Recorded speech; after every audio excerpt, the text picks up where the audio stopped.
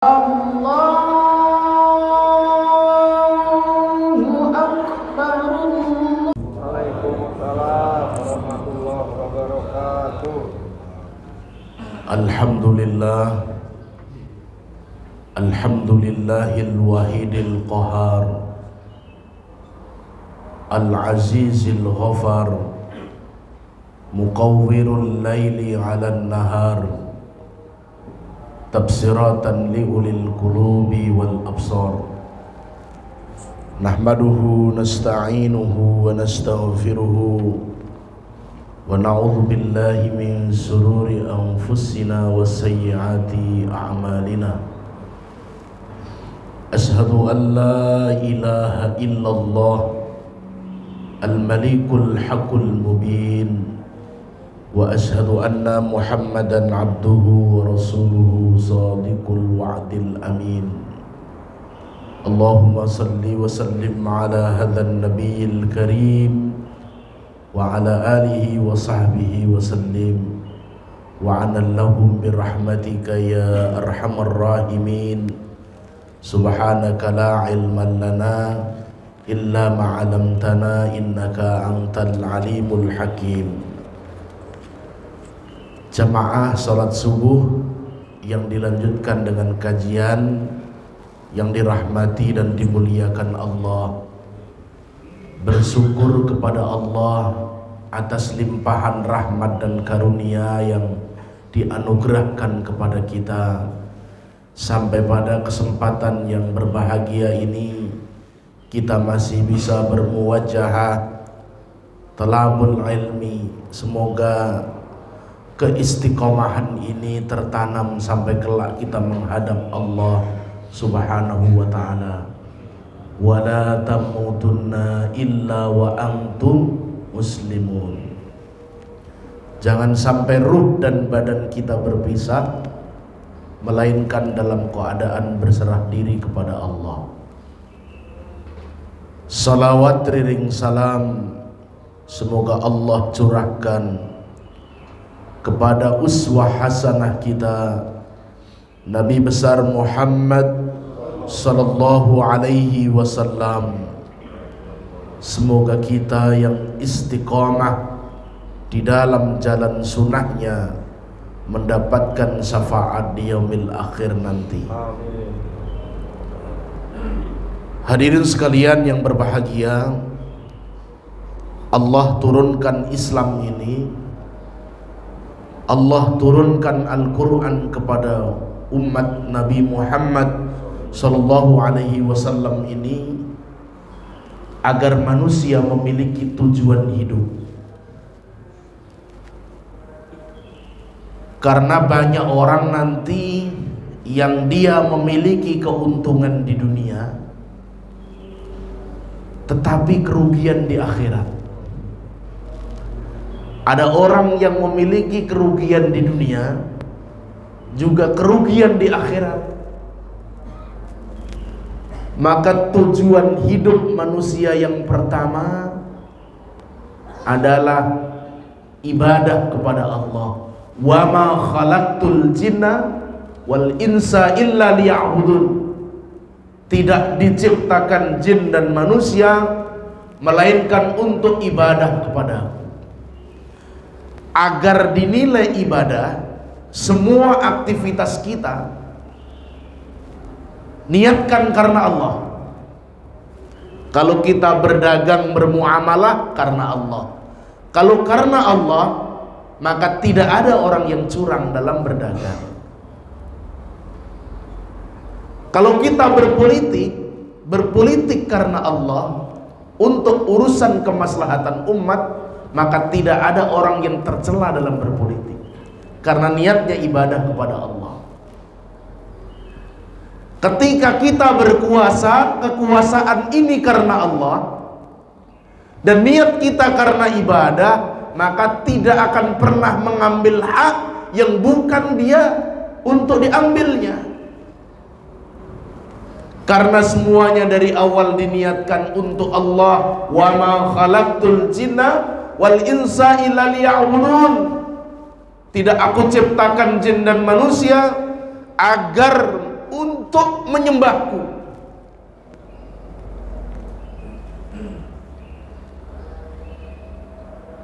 Di negara ini masih banyak aliran-aliran sesat, masih banyak pemahaman-pemahaman yang salah, yang yakin selain Allah itu ada Tuhan lagi.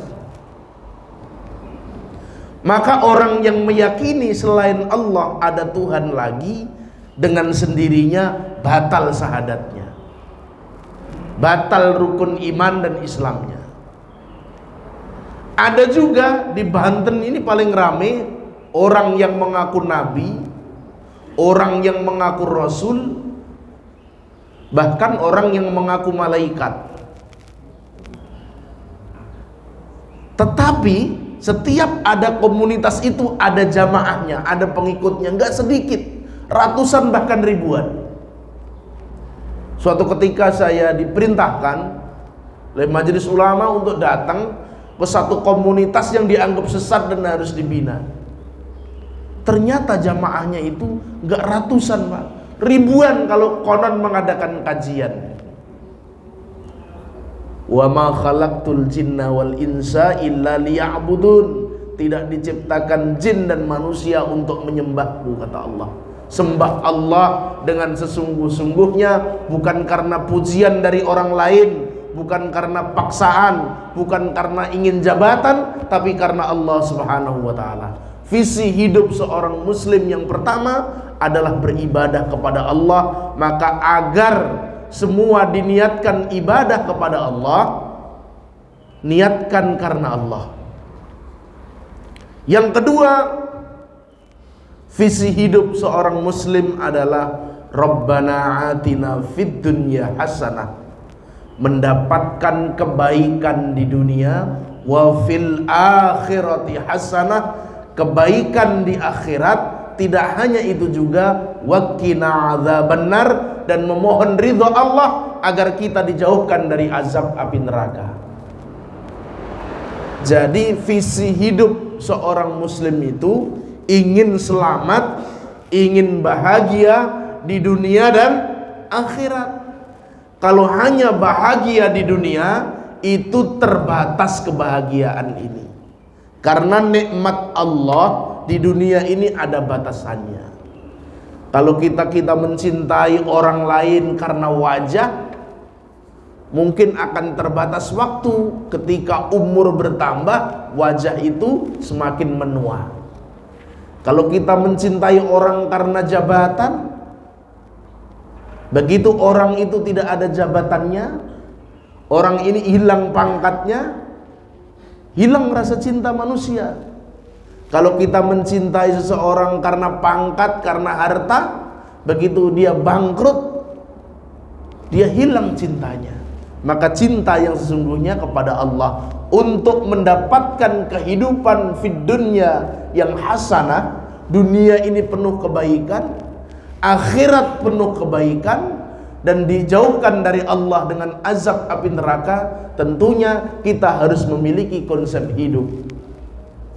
Bagaimana orang akan selamat di dunia dan akhirat kalau dia tidak memiliki manajemen hidup, tidak memiliki konsep hidup? Apa manajemen hidupnya? Kalau engkau ingin bahagia di dunia dan bahagia di akhirat, cari harta yang halal. Bagaimana ingin hasanah fil akhirah? Kalau harta yang dikonsumsi setiap hari bukan harta yang halal. Bagaimana ingin hasanah di akhirat kalau dia setiap hari lisannya menyakiti orang lain, hatinya selalu berprasangka buruk kepada orang lain, dirinya menganggap orang yang paling hebat? Maka kalau kita belajar kitab hikam, bab yang pertama tentang hati itu begini. Kalau orang dirinya sudah merasa paling baik, sesungguhnya dia belum baik. Dalam hati dia, setan membisiki, ini yang paling alim ini saya, yang paling baik itu saya. Kalau dalam pikiran itu terbesit rasa itu, sesungguhnya setan sedang mengganggu kita, dan sesungguhnya kita ini belum baik. Itu al-hikam. menjelaskan tentang itu bab awal ketika membuka terkait dengan pelajaran-pelajaran hikmah yang ada dalam kitab itu. Maka Rabbana atina fid dunya hasanah, ingin mendapatkan kebaikan di dunia, wa fil akhirati hasanah, dan saya juga ingin mendapatkan kebahagiaan di akhirat, agar bahagia ini tidak hanya di dunia, juga bahagia di akhirat. Tentunya tanamkan nilai-nilai agama, tanamkan nilai-nilai akidah kepada diri dan keluarga kita dengan benar.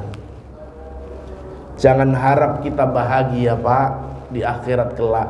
Bahkan kita masih hidup saja, anak kita sudah susah diatur. Kenapa? Karena ketika dia mulai beranjak balik, kita tidak ajarkan agama. Bahkan ketika kita masih hidup pun anak kita sudah melawan kita, istri kita melawan kita. Jangan-jangan ketika kita bekerja dulu, banyak harta yang subhat, banyak harta yang haram yang terbawa ke kita. Na'udzubillah min dzalik. Maka untuk mendapatkan kebahagiaan fid dunya wal akhirah itu ada konsepnya. Dia harus tanamkan ibadah di dalam dirinya dengan maksimal. Dia harus tanamkan ibadah dengan keluarganya dengan maksimal. Jangan curang, jangan menipu, jangan zalim terhadap orang lain. Anggap saja kita ini selalu tidak maksimal dalam ibadah, sehingga kita terus merasa ibadah kita kurang. Jangan merasa kita sudah maksimal dalam ibadah. Ini Ramadan sebentar lagi. Jangan sampai habis waktu kita di pasar-pasar, di jalanan-jalanan, padahal Allah sedang menurunkan banyak ampunan dan kemuliaannya. Kalau di Sya'ban ini kita tidak bisa memulai dengan kebaikan, maka di Ramadan kita tentunya akan susah memetik kebiasaan dan pembiasaan yang baik itu. Jadi tujuan hidup manusia di dunia ini, tujuan hidup kita ketika diciptakan oleh Allah ini, ingin bahagia fid dunya wal akhirah, ingin selamat di dunia dan akhirat. Yang ketiga, tujuan hidup kita adalah mencetak keluarga, generasi yang beriman, berilmu, dan tidak meninggalkan salat. Rabbi ja'alni muqima salati wa min dzurriyyati rabbana wa taqabbal du'a. Rabbana ighfirli wa liwalidayya walil mu'minina yauma yaqumul hisab. Mencetak keluarga dan generasi yang beriman, berilmu, beramal, tidak meninggalkan sholat. Mendidik generasi itu berat. Lingkungan sekarang, bangsa ini sedang diuji. Kerusakan moral akhlak yang luar biasa, mungkaratul akhlak. Narkoba dengan berbagai jenis apapun setiap hari masuk di bangsa ini. Bahkan yang sedang diselesaikan, coba, aparat yang harusnya menyelesaikan urusan itu terlibat. Bagaimana coba? Maka tentunya oknum-oknum seperti itu harus hilang dan bersih. Maka untuk mencetak keluarga dan generasi yang beriman itu ada ilmunya. Ilmu yang pertama, agar generasi kita, anak-anak kita ini mulia, yang pertama adalah perlunya keteladanan. Di rumah ini perlu keteladanan. Kalau kita ngajarkan anak, membiasakan anak untuk sholat duha, untuk sholat malam, tentunya sang ayahanda membiasakan itu. Mengajarkan kepada anak, anakku berbicara dengan lembut dengan temanmu, berbagilah dengan temanmu. Maka sang ayah mengajarkan itu. Keteladanan itu yang diajarkan oleh Allah dalam Al-Quran. Bagaimana kisah seorang Imran, keluarga Imran, bagaimana kisah seorang keluarga para nabi dan rasul yang digambarkan oleh Allah dalam Al-Quran. Al-Quran itu khasasul Quran. Sepertiga dari isi Al-Quran itu kisah, sejarah. Inna fi khasasihim la'ayati liulil albab. Dalam kisah dan sejarah itu ada tanda-tanda bagi orang yang berfikir. Bagaimana seorang suami yang dilaknat oleh Allah tapi memiliki istri yang salehah. Kisah Fir'aun laknatullah alaih. Bagaimana seorang istri yang lama tidak memiliki keturunan, kemudian dia ditinggalkan, kemudian memerintahkan suami untuk mencetak generasi yang baru, maka diperlukan keturunan, dengan ikhlas dia dinikahkan. Bagaimana istri Nabi Ibrahim yang kelak lahir menjadi penghulu para nabi. Dalam Al-Quran menggambarkan betapa konsep pendidikan itu lengkap dalam Al-Quran. Bagaimana kisah Yusuf alaihissalam yang dengan penuh ikhtiar, dengan penuh perjuangan, dijauhi oleh saudara-saudaranya, tetapi diangkat derajatnya oleh Allah, kelak menjadi pemimpin sebuah negeri. Al-Quran menggambarkan itu. Maka pendidikan yang maksimal adalah pendidikan yang bersumber dari Al-Quran. Itu baru pendidikan karakter. Menerjemahkan pendidikan Al-Quran untuk pendidikan karakter, mendidik anak-anak kita, itu luar biasa. Keteladanan. Maka di dalam pendidikan, lembaga pendidikan, para pengelola pendidikan tentunya harus menerjemahkan konsep Al-Quran untuk penanaman nilai-nilai karakter anak kita. Kalau sekarang kita tidak berpegang pada Al-Quran dan agama ini, rusak negara ini, Pak. Rusak umat ini, Pak. Kerusakan di mana-mana. Orang korupsi sudah dianggap biasa, orang tender nyogok sudah dianggap biasa. Kalau saya nggak nyogok, Pak, nggak dapat itu. Kalau saya ini nggak nyalek, Pak, kemudian saya nggak ngasih uang, suara saya habis, Pak. Bagaimana melawan sistem ini? Maka perlunya istiqomah dalam diri sendiri dan hadirnya sebuah keteladanan bagi diri kita. Teladan itu bukan dimulai dari orang lain. Teladan itu bukan diperintahkan, tapi teladan itu dimulai dari diri sendiri. Selama kita memiliki keteladanan, kita akan mampu mencetak keluarga dan generasi yang beriman, berilmu, serta tidak meninggalkan sholat. Sudah, pokoknya ajarkan anak kita apapun bentuknya, mau jadi apa saja, yang penting jangan tinggalkan sholat, itu dulu. Sebelum dimasukkan ke sekolah-sekolah bagus, sekolah-sekolah elit, ajarkan dulu di rumah Qur'annya, ajarkan dulu sholatnya, sehingga ketika nanti kita tidak ada, anak-anak kita ini bisa mendoakan kita. Kita setiap hari berangkat kerja, berangkat pagi, pulang sore untuk menafkahi anak dan istri kita. Tetapi kita lupa menafkahi agama, menanamkan agama kepada anak-anak kita, sehingga ketika kita tidak ada, jangankan mendoakan kita, yang ada rebutan warisan kita. Kenapa? Karena ketika hidupnya tidak diajarkan akidah, ketika hidupnya tidak tanamkan agama, sehingga ketika kita menghadap Allah, kita menunggu kiriman doa dari anak kita, kita menunggu kiriman doa dari keturunan kita, tidak ada yang mengucapkan doa. Padahal ketika kita sudah tidak ada, yang kita tunggu-tunggu itu apa? Doa dari anak kita. Rabbana atina fid dunya hasanah, Allahumma ighfirli wali walidayya warhamhuma kama rabbayani shaghira. Kata para ahli jenazah dalam berbagai riwayat, ketika doa itu dikirimkan, serasa jenazah itu mendapatkan air yang sejuk, mendapatkan tempat yang sejuk. Kenapa? Malaikat pun yang tadinya menyiksa itu kemudian berhenti karena ada doa anak soleh. Maka rugi kita kalau setiap waktu, setiap saat habis waktu kita bekerja, tapi tidak menanamkan agama, pembiasaan akidah di dalam rumah tangga kita.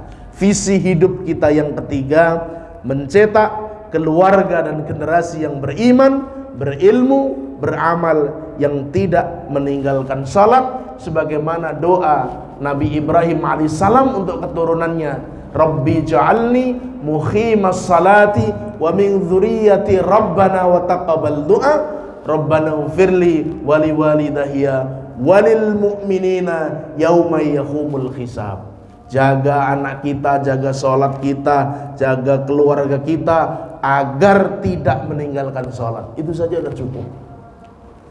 Bagaimana kita ajari karakter kita ketika bermain, ketika sedang tamasa, ketika sedang jalan-jalan, sesibuk apapun, agar mengingat Allah. Begitu ada panggilan azan, kita ajarkan anak kita ke masjid. Kalau tertib itu, tertib waktunya, tertib caranya, maka masjid ini akan makmur semua. Kalau masjid ini makmur semua, maka Allah akan turunkan banyak kebaikan di bangsa ini. Jangan-jangan tidak turunnya banyak kebaikan di bangsa ini karena banyak-banyak masjid yang tidak dimakmurkan oleh hamba-hamba Allah.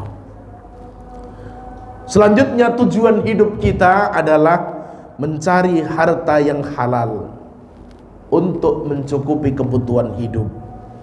Ikhtiar dengan maksimal, ikhtiar dengan sesungguh-sungguhnya, tetapi ikhtiar itu untuk mencari harta yang halal. Ikhtiar itu untuk menemukan harta yang halal. Ikhtiar itu untuk mengejar harta yang halal.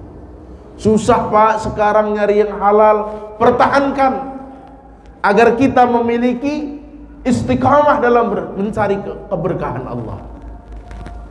Mencari harta yang halal susah Pak.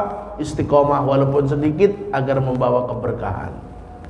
Jangan sampai ada hak orang lain kita bawa kemudian dinikmati oleh anak istri kita, maka sesungguhnya kita sedang memasukkan anak istri kita ke dalam jurang neraka. Kenapa? Karena ada harta orang lain, ada hak orang lain, bukan hak kita, kita ambil, kita bawa pulang, dinikmati oleh anak kita, dinikmati oleh istri kita. Maka sesungguhnya kita sedang menjauhkan diri kita dari surga dan memasukkan anak kita ke dalam jurang neraka. Na'udzubillah min dzalik. Mencari harta yang halal itu penting sebagai bentuk kehidupan. Mari kita bermuamalah, mari kita berinteraksi dengan sesama dengan cara yang halal. Tujuan hidup umat Islam selanjutnya adalah mencetak masyarakat yang beriman dan bermoral, mencetak lingkungan masyarakat yang bermoral dan beriman. Dengan keteladanan tadi, kita mulai dari diri kita, kita mulai dari keluarga kita mulai dari lingkungan kita. Tidak usah banyak-banyak untuk mencetak generasi yang modern dan mulia itu. Cukup waktunya sholat kita ke masjid, bisa saling silaturahim. Tetangga kita merasakan kesusahan, kita bantu.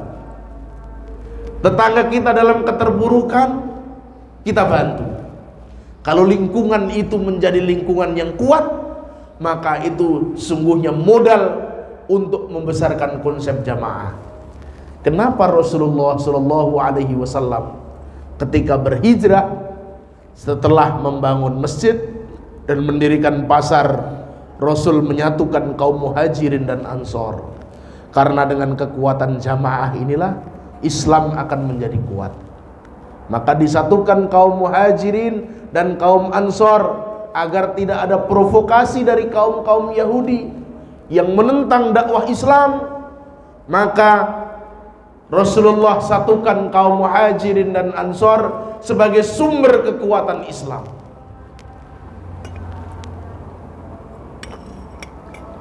Rasulullah satukan kaum muhajirin dan ansor sebagai sumber utama Islam. Karena kalau menjadi kekuatan, Islam akan terus berkembang, berdakwah, mengembangkan misi rahmatan lil alamin ke semua semenanjung, sehingga sepertiga dunia ini pada masa itu dikuasai oleh Islam. Sepertiga dunia dikuasai oleh Islam. Dengan aturan-aturan Islam, dengan konsep-konsep Islam, sehingga banyak tinggalan-tinggalan Islam, peradaban Islam yang banyak kita lihat sampai hari ini. Rusia itu sebelum berpaham komunis, ternyata disitulah makam imam dan penghafal hadis, perawi hadis terkenal di situ. Bahkan negara-negara lain sekarang timbul, tinggal peradabannya, tinggal bangunan-bangunannya. Kenapa tinggal bangunan-bangunannya, tinggal sisa-sisanya? Karena umat Islam tidak membangun sumber daya manusia, sehingga dia tidak memiliki generasi, hilang generasi. Dia pemimpin yang berdasarkan Islam, tapi kemudian mau disuap, rontoklah nilai-nilai Islam pada waktu itu. Terakhir, kekhalifahan yang terakhir itu pada masa Khalifah Turki Utsmani yang digantikan oleh Kemal Atatürk. Tadinya nilai-nilai Islam dirubah dengan peradaban-peradaban barat, masuk hak asasi manusia, masuk konsep-konsep barat, terpinggirkanlah konsep Islam. Khalifah Islam tinggal namanya. Kemudian peradaban-peradaban Islam sudah mulai hilang, digantikan dengan peradaban-peradaban barat. Bahwa saking sekulernya Turki pada waktu itu, hampir adzan pun diganti dengan bahasa Turki. Saudara-saudara sekalian yang berbahagia, mencetak masyarakat yang bermoral, mencetak masyarakat yang beriman, mencetak masyarakat yang berilmu, tentunya dengan kebersamaan dan dengan jamaah. Kita membangun jamaah ketika di masjid, ketika sholat berjamaah, sufufakum, rapat barisan, tetapi begitu bermuamalah belum berjamaah. Ketika berdagang belum berjamaah, ketika berpendidikan belum berjamaah, ketika berpolitik belum berjamaah, maka menang jamaah kita di masjid, begitu di luar tidak menang. Kenapa? Karena tidak berjamaah. Ukhuwah kita hilang, ruh Islam hilang ketika di luar masjid. Maka bagaimana semangat membangun peradaban sebagai tujuan hamba yang beriman ini, mengimplementasikan nilai-nilai masjid untuk membangun peradaban umat dari keluarga kita, kemudian dari anak istri kita, kemudian dari lingkungan kita.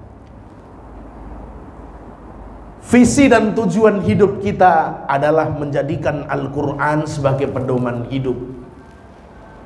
Kata Rasulullah SAW di dalam akhir hayatnya, aku tinggalkan engkau dua perkara. Kalau dua perkara ini kamu pegang, maka kamu akan selamat selamanya. Tetapi kalau dua perkara ini kamu tinggalkan, engkau akan menjadi manusia yang binasa. Apa itu? Kitabullah Al-Quran wa sunnatu Rasulullah, sunnahku. Maka kalau ingin bahagia, tujuan hidup manusia, tujuan hidup kaum muslimin adalah menjadikan Al-Quran sebagai pedoman hidup, Al-Quran sebagai imam. Apa yang Al-Quran katakan haram, tinggalkan. Apa yang Al-Quran katakan halal, laksanakan. Kalau Al-Quran tidak diperbolehkan, jangan dilaksanakan. Ini kan banyak orang sekarang ini mensiasati ayat-ayat Al-Quran, melakukan pendekatan penafsiran gaya baru, dianggap ayat-ayat Al-Quran ini tidak sesuai dengan kaidah dan kondisi zaman. Contoh, ada ayat yang merusak harmonisasi kehidupan. Walan tardhu ankal yahudu wala nasara hatta tatabi'a millatahum. Tidak senang orang Yahudi dan orang Nasrani sampai engkau ikut milah mereka. Oh, ayat ini mengganggu harmonisasi keumatan beragama juga. Perintah ini mengganggu toleransi. Yang dikatakan oleh Allah itu tidak akan pernah salah. Kalau yang dikatakan oleh Allah salah, yang menafsirkan yang salah, yang memahami yang salah. Bagaimana caranya kalau kata kafir kita ganti dengan non-muslim, katakan.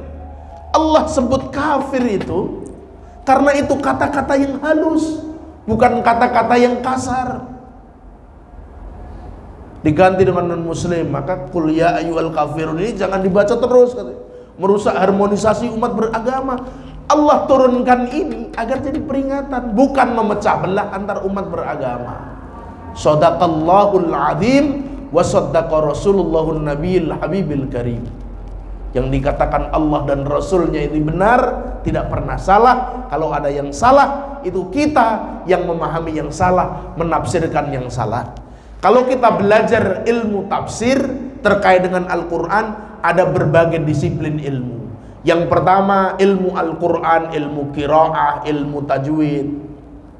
Kalau kita belajar ilmu tafsir, harus paham ilmu bahasa, ilmu balaghah, ilmu bayaan, ilmu ma'ani, ilmu nahwu, ilmu saraf. Kalau kita menafsirkan ayat, kita harus ahli ilmu hadis, ilmu dirayah hadis, ilmu rawahul hadis. Kalau kita mau menafsirkan Al-Quran, harus paham ilmu fikih. Sebelum memahami fikih, harus paham usul fikih dulu. Dan sedetail itu ilmu sehingga mampu melahirkan tafsir Al-Quran. Ada tafsir Al-Maraghi, ada tafsir Ibnu Katsir. Buya Hamka ketika di penjara menulis tafsir Al-Azhar. Yang di pesantren-pesantren dulu kita mengaji, ada tafsir Jalalain. Pemahaman terhadap Al-Quran dengan pendekatan psikologis, tetapi ada ilmu yang mendasari untuk menjelaskan itu. Maka tujuan hidup visi seorang muslim menjadikan Al-Quran sebagai pedoman hidup. Ada perguruan tinggi agama non-muslim, saya sebut juga non-muslim, belajar calon-calon pendeta ini belajar Islam 120 SKS. Dia S1-nya 7 tahun. Coba, S1 7 tahun, belajar 300 sekian SKS untuk menjadi pemuka agama lain. 120 SKS-nya belajar Islam. Tafsir 1, tafsir 2, hadis 1, hadis 2, fikih, mawaris. Dia belajar. Tujuannya apa? Untuk mencari-cari kesalahan dalil dalam Al-Quran. Ketemu nggak? Enggak. Bahkan kalau kita ngambil fakultas hukum, jurusan ilmu hukum S1, universitas manapun, mau Hindu, Buddha, Kristen, Katolik, Konghucu, itu ambil namanya mata kuliah hukum Islam. Sebelum belajar hukum-hukum yang lain, belajar hukum Islam di situ. 3 SKS. Untuk apa? Sebagai jurisprudensi dan dasar pengambilan keputusan. Mereka memahami dan mengakui Islam ini adalah sumber hukum. Dari mana mengetahui Islam sebagai sumber hukum? Al-Quran mengajarkan itu, bahwa Islam sebagai sumber hukum. Maka visi hidup manusia menjadikan Al-Quran sebagai pedoman hidup. Dekatkan keluarga kita dengan Al-Quran, dekatkan anak-anak kita dengan Al-Quran, dekatkan lingkungan kita dengan Al-Quran, agar Allah berikan keberkahan dengan wasilah Al-Quran. Minimal 10 ayat kita baca setiap hari, Pak, agar kita tidak lupa, agar kita tidak jauh dari Al-Quran. Keluh lidah kita kalau lama tidak baca Quran, Pak. Keras dan kasar hati kita kalau lama tidak baca Quran, Pak. Saya belum lancar bacanya, belajar, Pak. Tidak ada yang terlambat dalam belajar ilmu-ilmu agama. Menjadikan Al-Quran sebagai pedoman hidup. Banyak juga orang non-muslim ini setiap hari mengkaji Al-Quran, Pak. Ternyata banyak juga inspirasi-inspirasi ilmu yang diambil dari Al-Quran. Banyak juga inspirasi-inspirasi ilmu yang diambil dari kitab Allah ini. Bahkan seorang biarawati yang terkenal, yang dulu tugasnya memindahkan agama ke agama mereka, goncang juga ketika membaca Qul huwallahu ahad, Allahu samad. Dia hatinya guncang berhari-hari. Dia tanyakan kepada atasannya, dia tanyakan kepada guru-gurunya. Di sini Qul huwallahu ahad, Allah itu satu. Kenapa kita lebih dari satu? Akhirnya bertanya, kita tanya 3, jawabannya 1. Kita jawab 1, jawabannya 3. Lakum dinukum waliyadin. Ternyata ayat itu mengguncangkan dia, dan dia mendapatkan tetesan hidayah sehingga dia masuk agama Islam. Hadirin sekalian yang berbahagia, maka kalau kita menjadikan Al-Quran sebagai pedoman hidup, kita jaga toleransi beragama, kita jaga dengan bertetangga yang baik, kita jadikan Al-Quran sebagai sumber hidup, maka kalau Al-Quran mengatakan tidak boleh, jangan dilaksanakan. Kisah-kisah dalam Al-Quran kita pelajari agar apa? Agar kita menjadi hamba yang bijaksana. Yang terakhir, orang yang beriman harus bahagia fid dunya wal akhirat. Tujuan orang yang beriman harus bahagia dunia dan akhirat. Kalau kita tidak bahagia di dunia, minimal kita jemput kebahagiaan itu di akhirat. Tidak kaya bukan berarti tidak bahagia. Ada orang dia bahagia dengan apa adanya. Di kampung-kampung kita, orang-orang tua kita jauh dari gelap gemerlapnya kehidupan, tidak terkenal. Dia bekerja apa adanya. Yang penting waktunya sholat dia tidak tinggalkan. Dia sampaikan, cukup enggak Pak bertaninya untuk kehidupan? Kita cukup-cukupkan. Kita syukuri nikmat ini, insya Allah bertambah. Makanya orang-orang dulu kerjanya belum tentu menghasilkan banyak uang, tetapi anak-anaknya menjadi orang-orang hebat semua. Kadang kita merenung, ternyata luar biasa ikhtiarnya orang-orang tua kita dulu. Pagi ke ladang, dia berdoa dulu sebelum megang padinya. Ya Allah, agar padi ini menghidupi saya dan keluarga saya. Allah turunkan keberkahan itu. Dia makan dengan seadanya, diajarkan anak berdoa agar makanan ini menjadi kekuatan lahir dan batin dalam merenungi kehidupan ini. Akhirnya anak-anaknya jadi orang hebat semua karena orang tuanya, dia selain berikhtiar dengan maksimal, dia juga berdoa dengan maksimal. Maka kita ingin memiliki generasi yang mulia, ikhtiar kita maksimal, doa kita maksimal, tanamkan itu kepada keluarga kita. Hadirin sekalian yang berbahagia, yang dirahmati dan dimuliakan Allah, tentunya panjang visi hidup seorang muslim ini, tetapi kita berusaha menjadi hamba yang sebaik-baiknya. Kita berusaha menjadi orang yang mulia setiap waktu.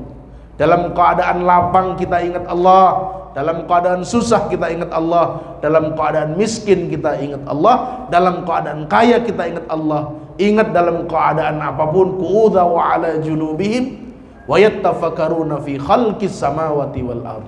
Rabbana ma khalaqta hadza batilan subhanaka faqina adzabannar. Dalam keadaan duduk kita ingat Allah, dalam keadaan berbaring pun kita ingat Allah, dalam keadaan berdiri kita ingat Allah, sehingga Allah dekat dengan kita di mana tempat dan di mana keadaan. Wassallallahu ala Muhammadin wa ala alihi wa sahbihi wasallim. Kita lanjutkan dengan diskusi dan tanya jawab.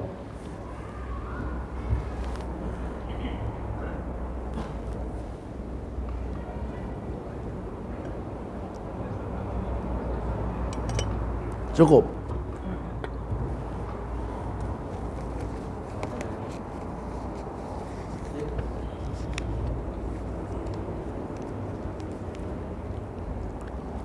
Tidak harus bertanya tapi menambah. Karena yang kita sampaikan juga belum tentu maksimal. Kami terbatas dengan ilmu, hamba yang fakir dan lemah ini. Maka tidak hanya bertanya tapi juga menambahi. Agar ilmu di kesempatan ini, mudzakarah ini sebagai sarana gudangnya ilmu.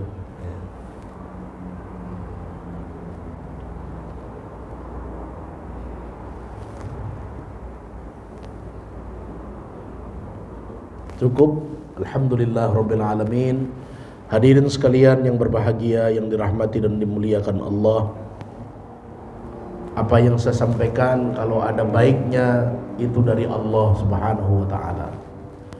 Ada kurang-kurangnya karena kebodohan saya, kesalahan saya, dan mohon maaf lahir batin agar diampuni. Tidak ada urusan muamalah, tidak ada yang menyakiti dan tidak ada yang tersakiti.